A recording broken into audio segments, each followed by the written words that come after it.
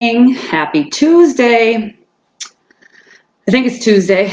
Let's see. Yes, it is Tuesday. It's time to get real, people. Are we ready? I need some like funky intro music or something like to go along with this. Yeah. So it's Tuesday. It's time to get real. So all my updates, 784 likes and 34 subscribers to YouTube. I love 34 subscribers. I think that's awesome. So I need, by tomorrow, at the end of the day tomorrow, my birthday, I need 16. I need 16 people, more people to like my page. So if you haven't done that yet, please do it. And then 6 more subscribers to YouTube to reach my goal. Now the link is in the comments of this video. And then I have a couple of friends, Vicky and Stacy, who told me that they shared the link to my page and the link to YouTube and some of the private groups that they were in that they thought it could help. Okay, so I'm not asking you to share this with people that you don't think could benefit from it, but you know, if you're in weight loss groups or motivation groups or just groups that you think that a little extra motivation to live life real could help, please, please, please share the links. I would appreciate it. So yesterday I said I was going to finish my first book. I did it. Okay, so I posted about it yesterday. Look at that post. The book I read was, I think it was called Who Moved My Cheese? Yes, I'm looking at the title. Yeah, Who Moved My Cheese? And it was a book all about change and embracing change and adapting to it as opposed to being afraid of it. So very good analogy for real life lessons. And there were several people on there who said they loved that book and they read it to their kids and they, gave it to their coworkers. So check out the comments and maybe you want to read that book too. I'm giving it to one of my friends to borrow. I just got it on Amazon, so it is an easy read. That's why I chose it to be first. I don't love reading yet, just like with any other habit, it's going to take some time. You don't change overnight. You don't develop new habits, different habits overnight. And so consistency, commitment, hard work, it will happen. Okay, so I know that will happen for me. I look forward to being a lover of reading. I woke up at 4:35, and didn't want to rush to get to my 5 a.m. class. So I chose to just rearrange my morning a little bit and then do this first and then go work out as opposed to go work out and then do this. So again, plan B, not necessarily. Oh, my dog is at my leg. Hang on, I gotta let my dog out. Daddy, come on.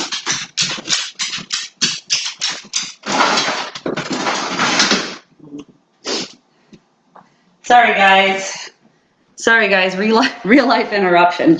My dog has this way of clawing at my leg and like gouging my skin off. So just rearranged my morning a little bit, but I'll still get it all in. And then I have to, because later I cannot work out. I'm moving my oldest Robin, into OU today. So we get to do that tonight. She is so looking forward to it. Me, not so much. I mean, when she's gone, like her and Jillian, I'm really gonna be an actual empty nester, but they'll both be back on Friday. So I'll always have something to look forward to.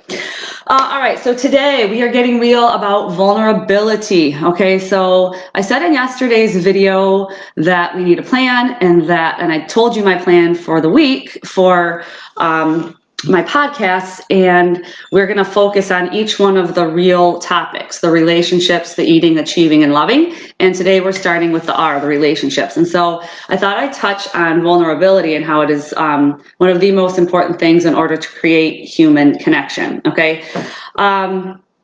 true human connection. So true to form, vulnerability, the definition.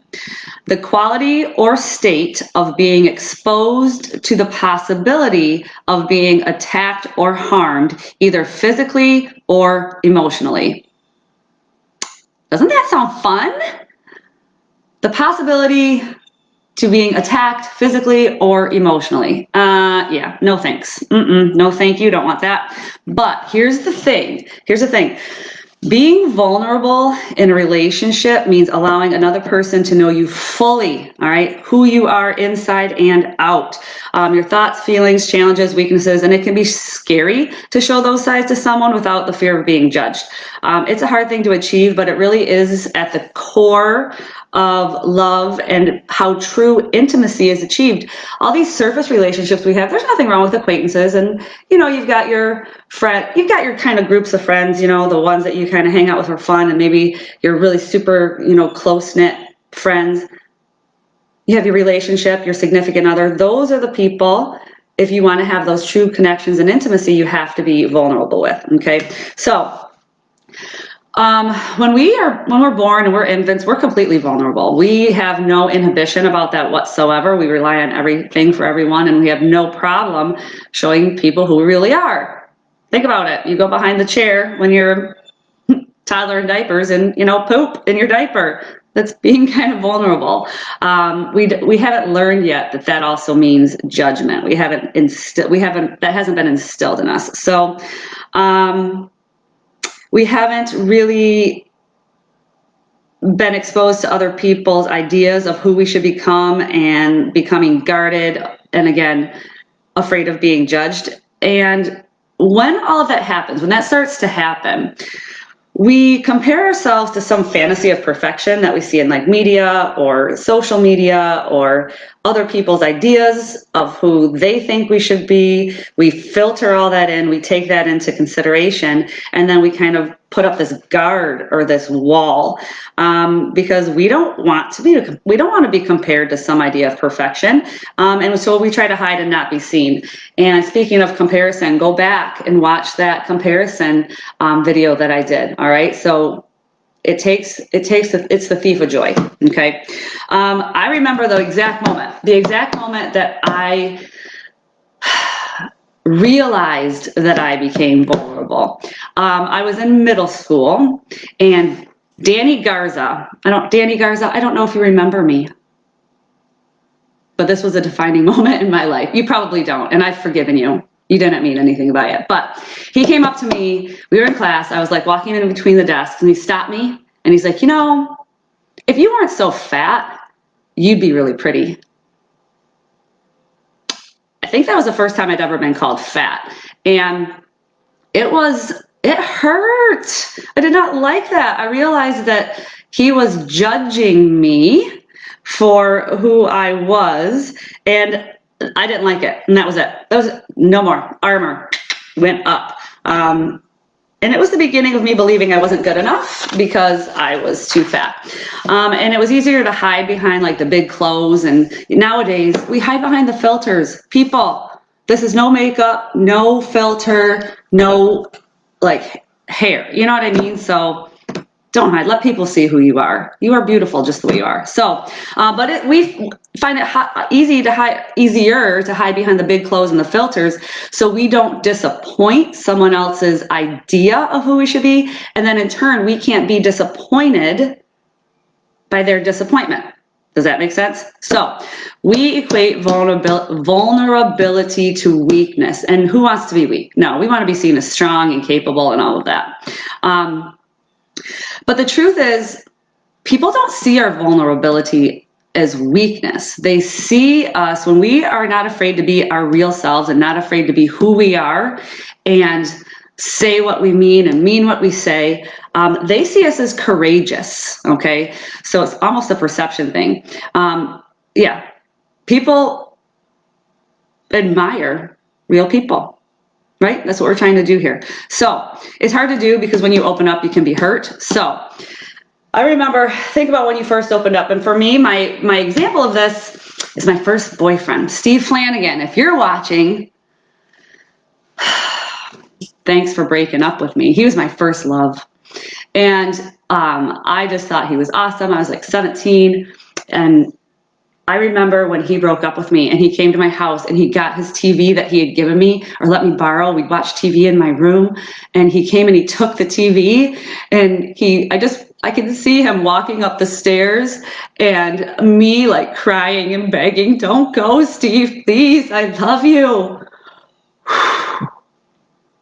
because I was vulnerable, that allowed me to be hurt by someone else.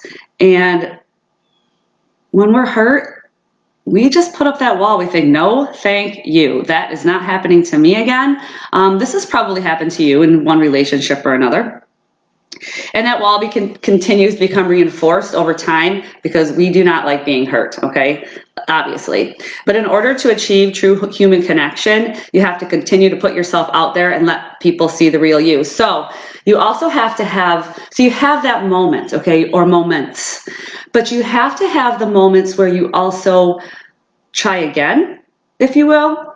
So I remember after Steve Flanagan, I remember the moment I decided to become vulnerable again. And it wasn't like a huge deal, but I was at a youth group dance, and I love dancing, okay? I love to dance.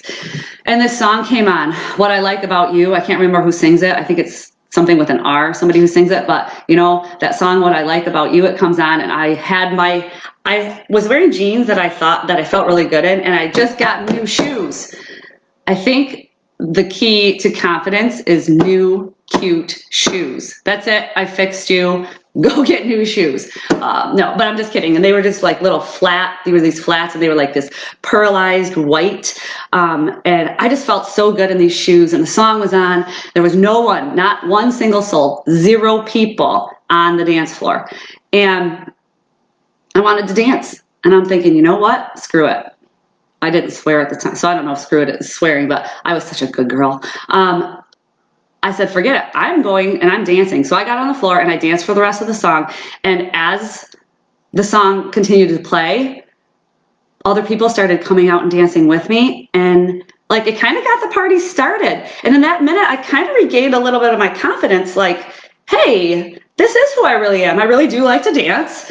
And people seemed okay with that. It kind of encouraged them to come out and be vulnerable as well. I mean, when people see you on the dance floor, they're watching you or singing or whatever, it's like, talk about some judgment happening. So after that dance and the night went on, I was getting ready to leave, and this guy named John, I wish I could remember his last name because this was a good moment. He was super cute, so cute. He came up to me and he's just like, you know, that was so cool how you went out on the dance floor, didn't care what anybody thought. And I really thought that was awesome. I don't think he said I really admire that, but I think that's what he was trying to say in his own little, you know, kid way. So that was an awesome moment. And had I not taken that chance to be vulnerable, to put myself out there again, I never would have gotten that validation. Okay, so how do we embrace being vulnerable? We must learn how to live with courage. That is difficult, okay? That is uncomfortable, all right? But again, new habits, different life requires some discomfort. So it's the last thing. Vulnerability is the last thing that we want to show someone, but the first thing that we want to see in someone else. Isn't that interesting? Okay. We want someone to be vulnerable with us, to let us in. You know, when you have a new relationship, and it's maybe getting kind of serious, you don't want to be the one to say, I love you first. You want them to be the one to say, I love you first. Because if you say it first, you're vulnerable. And then what if they don't say it back, or, you know, whatever? You know what? Say it, people. Say it. A lot of good can come out of it. A lot of good either way. Either they say it back or they say, ooh, not there yet. And at least you have that information, you know, so that you can make your decision based on what their reaction is. So say it, okay? We want to see the person that they hide from everyone else, but it's hard for us to do the same thing for them. So you have to take your mask off. We kind of all put these masks or these walls up. I'm really good at that. I've been good at that in the past. I can like flip a switch, okay? I can just be such like in a bad mood and, just, oh my gosh, I can't believe my life is so horrible. And somebody walks in the door, hey, hi. No, nothing's wrong. I'm good. Because I don't want them to see that I have weakness. I hate crying in front of people. It's another thing I have to work on. But Take the mask off. You have been wearing it long enough, okay? I'm beginning to do that, and there comes a time when you have to let down your guard and not care about what other people think. You have to let them see you cry. You have to let them see you be real. And that is the only way, that you're gonna find your people, all right? So, or your person. Wouldn't you love to find your person, okay? Or find that group of people, a place where you belong. You are not going to do that until you open up. All right, until you allow yourself to open up with all the scariness that comes with that, but all the beauty and joy that come with that as well, okay? So how do you do that? How do you become vulnerable, and how do you open up? First of all, you have to believe that you are enough, because you are. Quit telling yourself that you're not enough. We are talking about negative self-talk this week, okay? So tune in for that, but as of right now, start telling yourself, I am enough, period. Okay, you're going to be enough for someone, maybe someone you won't be enough for, and that's okay. Be enough for you, number one, and then you will find people who think you are enough and who want to be around you, and those are the people you want to be around. Okay, so allow people to see that you struggle. I don't like that, but you have to allow people to see that you struggle. It's hard to connect with someone when they see, it's hard for someone, let me rephrase that. It's hard for someone to connect with you when they see you as being perfect or having no weakness or having no flaws, because typically people see themselves as extremely flawed. And so how would they feel? How do they think they're even going to measure up to someone that they never see struggle? Okay, so I always used to start my Weight Watcher meetings with, hi, my name is Dawn Lefevre, and I've lost 80 pounds and kept it off for 20 years. That is not the whole story. That sounds like a perfect person, right? Wow, she did it and she doesn't struggle at all. But when the first time that I opened up and told my whole story and all of the struggles I went through, that brought my connection to my members and to these people that were looking to me for guidance. It just brought the connection to a whole new level. They put their trust in me because they saw that I did it, struggle too, and I was still able to, go on and reach my goals. And so I will share my story with you soon. It takes a lot out of me to tell it because I sometimes don't love putting everything out there like that, but there's value in it. So it'll be soon, okay? Let's see, allow yourself to experience joy. Get into the moment, let yourself go. Don't worry about what could happen, okay? Because when we worry about what could happen, we're always worried about what bad things could happen, and we don't focus on what good things can happen. So you never know what could happen, but maybe it's good. And then stop numbing yourself, okay? We all do this, okay? Stop trying to hide from your emotions. How do we do that? We drink, we smoke, we eat too much. We keep ourselves too busy. That's this girl right here. When I have like stress or whatever, I just try to keep myself busy. Don't feel. Just keep going, autopilot, in order to minimize my feelings. Nothing good is going to happen. You have to let down your guard at some time in order to feel real connection. So once you can take off your armor or that mask and become comfortable, semi-comfortable even, with being vulnerable and let people see who you really are, you can experience true happiness. I promise. It's happened for me, and I promise you can do that. True human connection, and you can live this real life that we're all here trying to achieve, okay? Do it, okay? And how you do that, I want you to take two action steps today. Number one, ask yourself what relationship you are in that you are not being vulnerable, that if you were, it would strengthen that relationship. So that was a lot of words. Let me repeat. Ask yourself what relationship you are in that you are not being vulnerable, that if you were, it would strengthen that relationship. And there's my dog. And then number two, have the courage to be the vulnerable one first. Say, I'm sorry. Say, I love you. Tell the truth. Whatever it is that needs to happen, go and do it. Okay? So that is what I have for you today. Hope you have a fantastic day. Again, I'm moving Robin in to school. I've got lots of other things on the to-do list. Going to be another packed day full of progress, but not perfection. Okay. And as always, please, please, please like, follow, share, subscribe, all that good stuff. And I'll see you tomorrow. Peace.